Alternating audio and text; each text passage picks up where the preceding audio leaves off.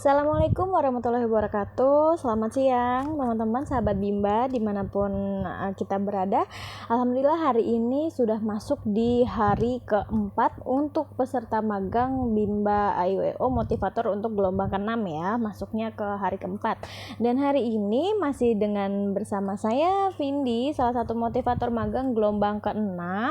Itu ingin menyelesaikan tugas kembali di hari keempat, yaitu kita ada tugas untuk bercerita menggunakan buku cerita gitu ya. Kalau tidak ada kita bisa pakai media lain, boneka, kartu ataupun media apapun gitu ya, sesuai dengan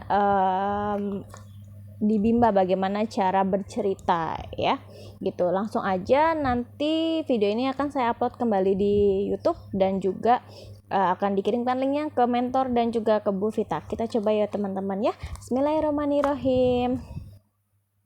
Halo, selamat pagi adik-adik. Wah, hari ini masih ketemu sama Bu Vindi nih ya. Bu Guru mau cerita hari ini, spesial banget. Cerita dongeng. Siapa yang suka dibacain buku cerita dongeng? Saya Bu Guru. Wah, suka semua ya pasti ya. Biasanya kalau cerita dongeng itu diceritain sama siapa? Kakak-kakak? Oh, sama Bu Guru. Oh, sama apa tadi? Mama, sama mama ya diceritain dongengnya. Biasanya mama kalau cerita itu pas kapan? Apakah pas mau tidur atau pas mau berangkat sekolah atau bagaimana? Biasanya pas mau bobo. Oh, berarti pas mau bobo gitu ya. Terus sukanya cerita dongeng apa? Aku suka cerita ini Bu Guru, kayak Malin Kundang, terus Putri Salju. Oh gitu ya. Nah sekarang Bu Guru juga mau cerita dongeng spesial hari ini. Nih Bu Guru punya buku cerita dongeng. Nih kakak lihat, ada buku apa di sini? Buku cerita dongeng ya. Kita lihat buku cerita dongengnya, di bukunya ada gambar apa nih? Gambar putri sama pangeran ya. Nih, putrinya ini namanya putri apa, Kak? Putri apa itu Bu Guru namanya? Ini namanya Putri Cinderella. Jadi nanti Bu Guru mau cerita dongeng tentang Putri Cinderella. Siapa yang sudah tahu cerita Putri Cinderella? Aku udah tahu Bu Guru, tapi aku lupa ceritanya. Oh, aku mau ceritain lagi dong Bu Guru. Iya, Putri Cinderella ini adalah seorang putri yang cantik dan baik hati. Mau tahu gimana ceritanya? Yuk disimak baik-baik Bu Guru ceritanya gimana. Sambil dibuka ya. Nih biar menarik, ada gambar-gambarnya. Nih, kisah Putri Cinderella ya. Di sini ceritanya adalah hidup seorang putri. Nih gambar putrinya nih. Dia lagi ngapain nih, Kak?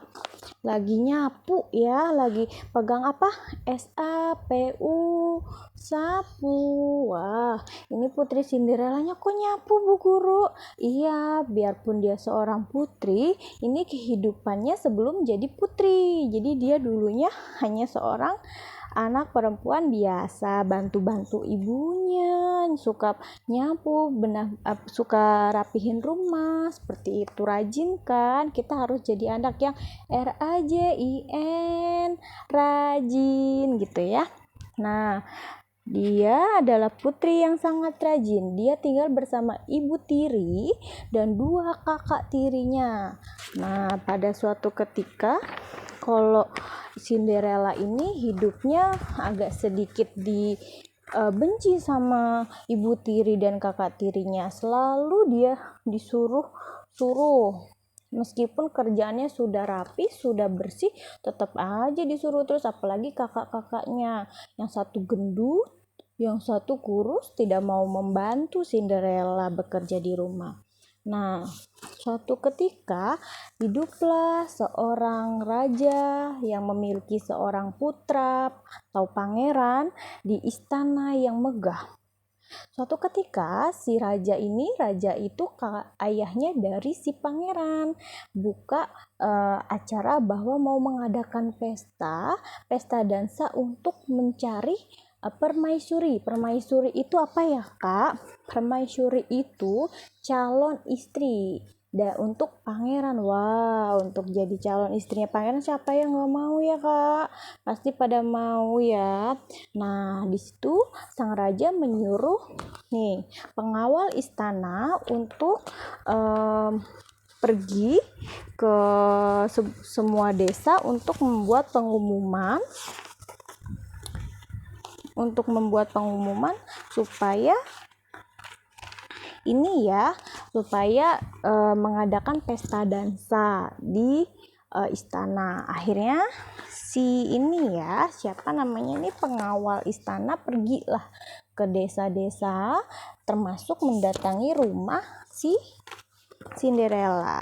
Nih, tuh lihat kakak-kakaknya Cinderella. Yang ini sedang sibuk mau berdandan, mau siap-siap datang ke pesta. Tuh, yang ini kakaknya yang gendut, yang ini yang kurus, dan ini ibunya sibuk milih gaun. Sedangkan si Cinderella ini juga pengen pergi ke sana. Tapi sayangnya Putri Cinderella ini tidak punya pakaian yang bagus dan tidak diizinkan karena kan tadi Bu Guru bilang bahwa Putri Cinderella ini nggak disukain sama kakak-kakaknya, dibenci. Akhirnya datanglah ibu peri ya. Seorang peri yang menghampiri Cinderella menanyakan, kenapa kamu sedih? Aku mau ke pesta juga, Bu Peri. Akhirnya si ibu peri ini tahu bahwa Cinderella adalah putri yang baik hati. Dia menyihir tuh, lihat no, pakai tongkat, bahwa Cinderella dirubah jadi putri yang cantik pakai gaun yang cantik. Lihat tuh, Bu Perinya pegang tongkat dan ini Cinderella sudah dirubah jadi putri yang cantik. Lalu dia pergi naik kereta kuda. Kereta kencana ini dia awalnya dari hewan-hewan yang tadinya teman-temannya Cinderella seperti tikus gitu ya, domba, anjing gitu ya, tapi dirubah menjadi kereta kuda dan kudanya. Nah, saat itu dia sampai ke pesta tuh, berdansa dengan pangeran. Setelah sampai di istananya si pangeran gitu ya, pangeran langsung jatuh cinta karena cantik Cinderella.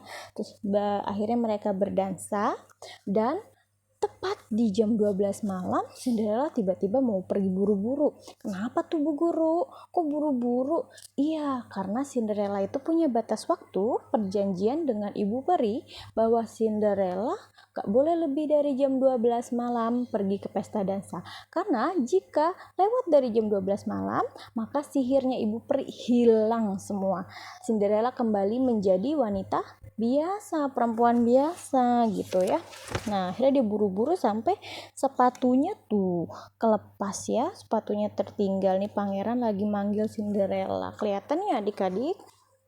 Nah, akhirnya di tengah jalan tuh kudanya berubah jadi anjing dan tikus kembali gitu ya. Jadi Cinderella pakaiannya seperti pakaian rumahan biasa, tidak pakai gaun yang megah tadi, yang bagus tadi gitu ya.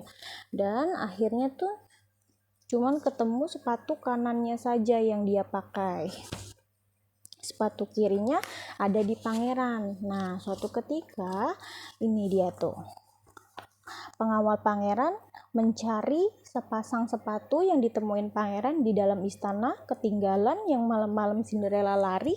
Akhirnya sampailah di rumah Cinderella. Semua mencoba termasuk kakak-kakaknya Cinderella, dan akhirnya pada saat sampai di Cinderella, sepatunya baru pas karena dipakai kakaknya yang gendut, sepatunya kekecilan. Kalau yang dipakai yang kurus, sepatunya kebesaran. Akhirnya pas di Cinderella dia baru pas. Wah, ini dia katanya si pengawal, calon istri dari pangeran. Akhirnya Cinderella pun dibawa ke istana menjadi istri pangeran, dinikahi dan hidup bahagia. Wah, gitu bagus ya ceritanya. Kita ambil kesimpulannya adik-adik, kenapa kita Cinderella itu padahal dia anak yang dibenci sama kakak-kakaknya, tapi dia tidak membenci kembali kakaknya. Kita bisa ambil pelajaran bahwa kita harus tetap jadi anak yang baik.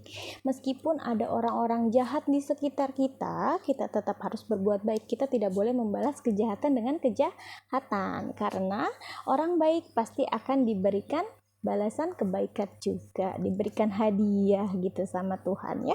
Tapi kalau orang jahat, dia akan mendapatkan balasannya juga oleh Tuhan, tapi tidak perlu kita yang membalas gitu ya, karena orang baik akan selalu bahagia, akan menemukan kebahagiaan gitu ya. Kakak-kakak di sini kita nggak boleh jadi orang jahat gitu. Wah, kayaknya ceritanya sudah seru banget nih.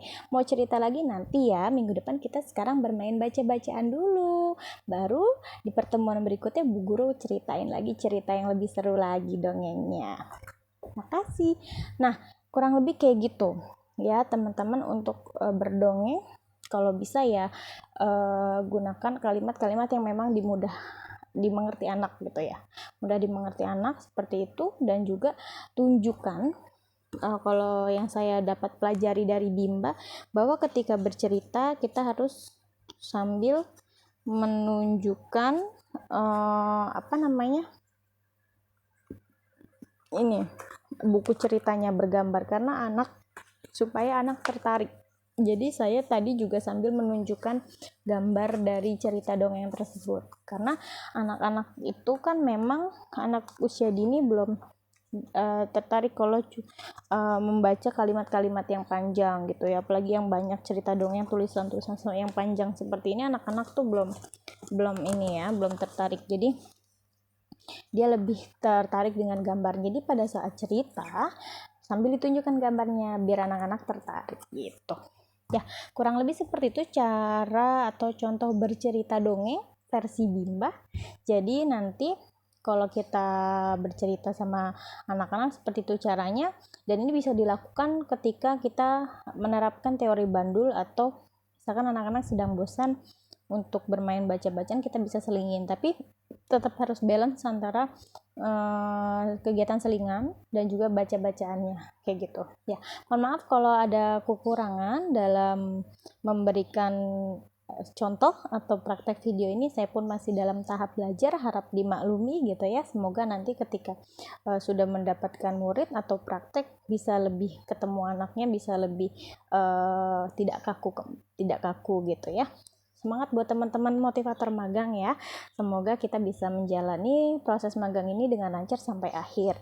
Ya, tidak lupa saya ucapkan terima kasih semua sama penanggung jawab ya, Bimba IUEO Duafa, dan juga mentor saya terutama juga karena sudah mau membimbing saya gitu sampai akhir. Semoga kita semua dibalas kebaikan. Apapun yang sudah kita lakukan terhadap orang lain, kebaikan apapun yang sudah kita berikan kepada orang lain, semoga berbalik kebaikan untuk kita semua. Semoga Bimba IUEO tetap terus berjalan, memberikan pendidikan yang berbasis cinta dan kasih sayang, dan untuk para mentor dan juga motivator semua staff gitu ya, bisa diberikan kemudahan dan kelancaran dalam memberikan pendidikan kepada anak gitu. Terima kasih semuanya. Salam Bimba, tetap semangat dan terus belajar. Wassalamualaikum warahmatullahi wabarakatuh. Selamat siang.